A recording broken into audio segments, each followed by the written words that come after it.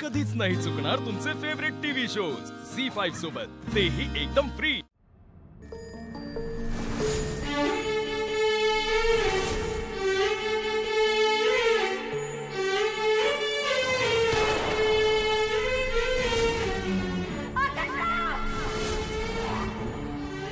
आई मी मागते तुझ्या पुढे, सही कर आणि आकाशचा जीव वाचव सुंदरा।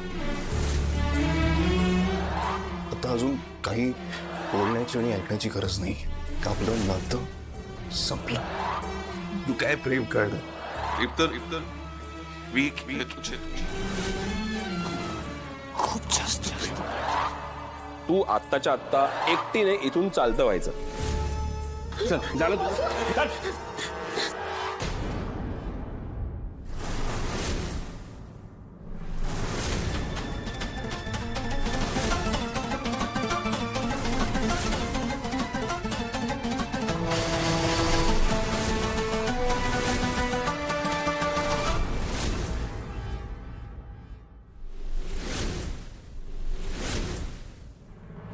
डोकं फिरलंय का तुमचं?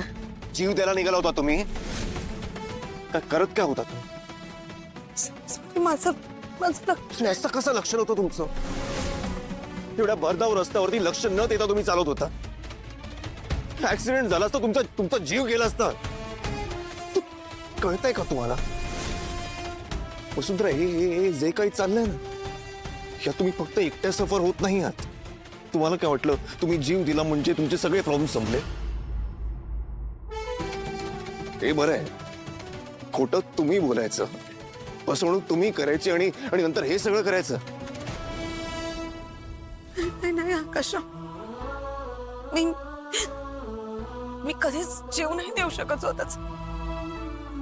माझ्या बनीची जबाबदारी आहे माझ्यावर, मी त्याचा विचार पण नाही करू शकत। म्हणजे तुम्ही गैरसमज नका करून घेऊ, पण खरंच सांगते, बनी जर का माझ्या आयुष्यात नसताना तर मी कधीच जीव देऊन मोकळी झाले असते। मी चिनू मनूची शपथ घेऊन सांगते आकाश, मी तुम्हाला नाही फसवलंय।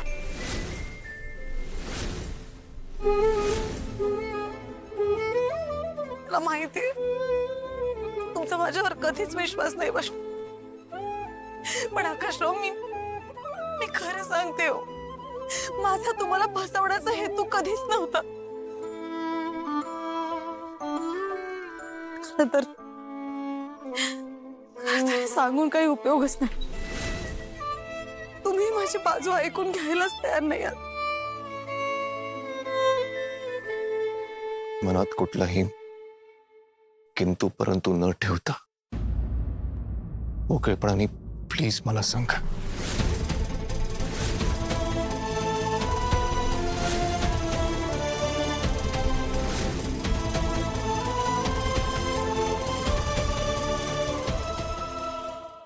आकाश, फक्त बनीच्या आणि माझ्या भविष्यासाठी माझ्या आई बाबांसारखी काळजी घेणाऱ्या सासू सासऱ्यांनी माझं परस्पर लग्न ठरवलं तुमच्यासोबत। तेव्हा मला हे माहित नव्हतं की माझा नवरा जिवंत आहे। ही गोष्ट आई बाबांनी तुम्हाला सांगितलीच नाही। मला स्वतःलाच हे मंडपामध्ये पाऊल ठेवण्याआधी कळलं।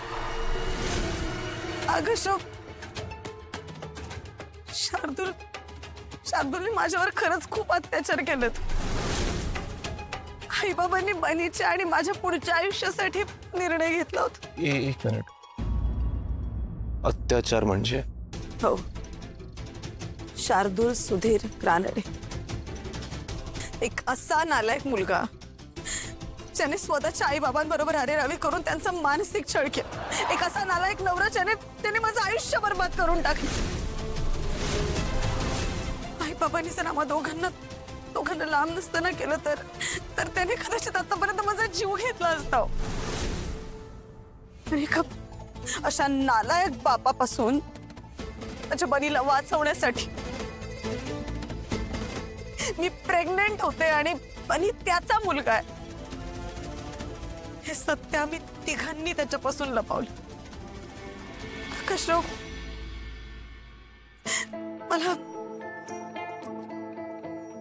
मला मला तुम्हाला सगळं खरं सांगायचं होतं. खूप दिवस हे ओझं मनावर घेऊन फिरत होते. मी तुमच्याशी खोटं बोलून लग्न केलं. मला तुम्हाला सगळं सत्य सांगायचं होतं. मी कायम हे सांगण्याचा प्रयत्नही केलाय. तुम्हाला आठवतंय मी तुम्हाला एक व्हॉइस नोट पाठवली होती गणपतीच्या वेळेला. हा, पण त्यात हे काहीच मेन्शन केलं नव्हतं तुम्ही. कारण त्याचा फक्त अर्धाच भाग तुमच्यापर्यंत पोहोचला होता. त्यानंतर माझी हिंमतच खचली हो. मी तुम्हाला काहीच नाही सांगू शकले. आणि आकाश, यासाठी मी स्वतःला कधीच माफ नाही करणार. मला सगळं विसरून जायचं होतं आकाश. शार्दूल बरोबर मी माझ्या आयुष्यातली जी काही थोडीफार वर्ष घालवली आहेत ना, ती खूप भयानक होती.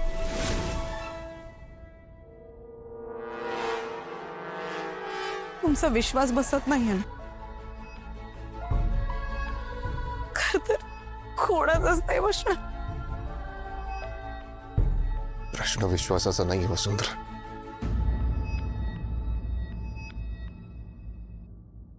तुम्ही मला हे सगळं आधीच का नाही सांगितलं?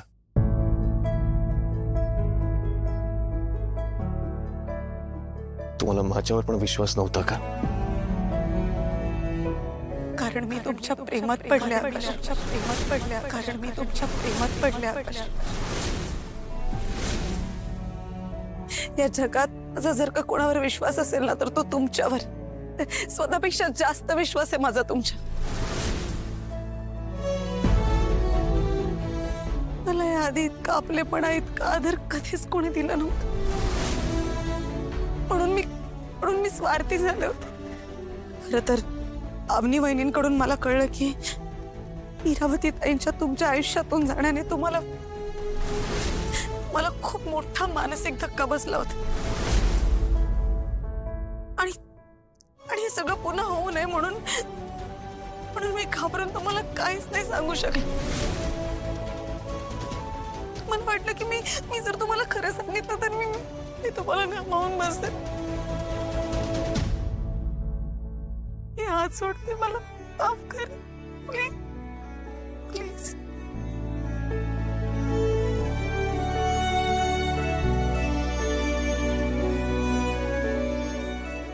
हेच ओळखलं तुम्ही मला.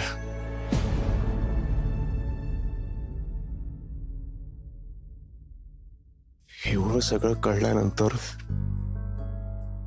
मला वाटलं मी तुम्हाला सोडून देईन. इतका नीच वाटतो मी. Sorry Akash. I am sorry. तुम्ही का सॉरी बोलता? कारण मी पण तुम्हाला एक गोष्ट सांगितलेली नाहीये.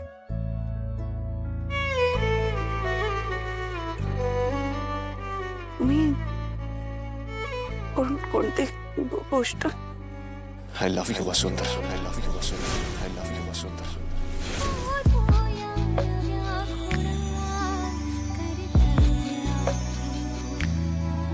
शोधूया नव्या खुणा, कर्तव्य आहे पुन्हा.